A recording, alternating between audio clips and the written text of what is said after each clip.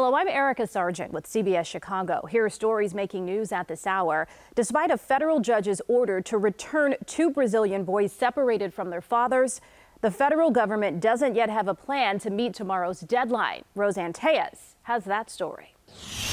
Just back from the Dirksen Federal Building and in court today, the government was unable to provide any details about just how they plan to reunite two Brazilian boys held here in Chicago with their fathers by a deadline of tomorrow. But that is the court order, and the government says it will comply, although it says that the efforts right now they describe as very fluid. Now, the boys, 9 and 15, have been held here in Chicago while their dads are detained, one in New Mexico and one in Texas, for 48 days now. They were separated at the Mexico-U.S. border right before that. The federal judge in Chicago today, he had the authority to authorize these reunifications, but not the authority to release the fathers from detention. So the government's options at this point include reuniting the fathers and their children and keeping them in a family detention, or releasing the fathers on parole with a later court date, at which time they would take up their requests for political asylum. They are requesting asylum due to threats of violence in their country of Brazil.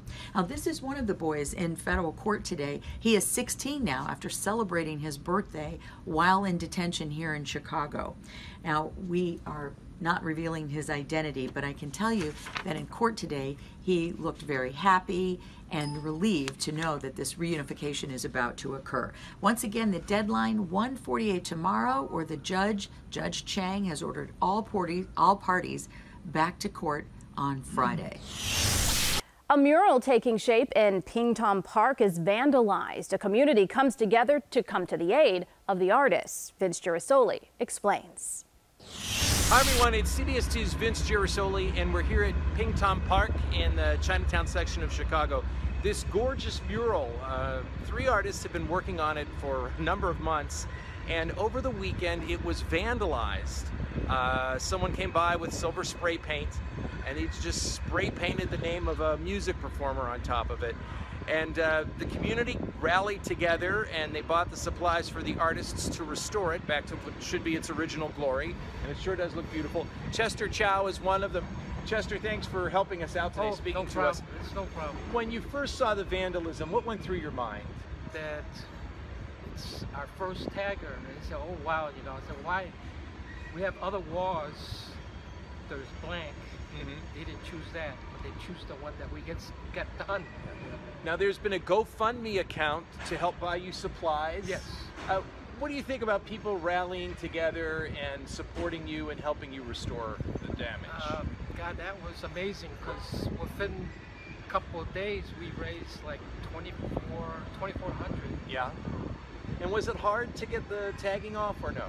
I knew, since I work with chemicals, so I had a way to teach the other artists to remove it. Okay, so you were able to get it off. Get it off. It certainly looks beautiful now. Stop by Pingtom Park in Chinatown and take a look at this gorgeous mural. Fortunately, the community came together and kept it as brilliant as it is right now.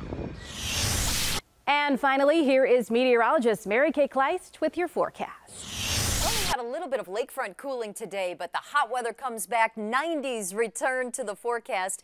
It's because of the wind off the water. Now, the water keeps warming up. We have a water temperature of 79, but those winds are coming out of the northeast all the way now to both airports at 12 miles per hour at O'Hare, 10-mile-per-hour winds at Midway. What that's doing is creating a little bit of cooling closer to the shorefront. So it's 77 downtown. It's 78 in Waukegan. I do think temperatures at O'Hare will start falling as that little lake breeze moves through, but not so for the western suburbs. We are at 88 degrees in Joliet and in Aurora, 86 now in Kankakee. Dew point temperatures, we check these to see how sticky it feels outside. And when we see the 60s, we're still okay. But once those rise to the upper 60s, low 70s, starting tomorrow, that's when it's really going to feel a little steamier out there. There's a heat advisory west of us from Minneapolis to Omaha to Kansas City. But closer to home, the National Weather Service went ahead with an air quality alert for the whole day Thursday.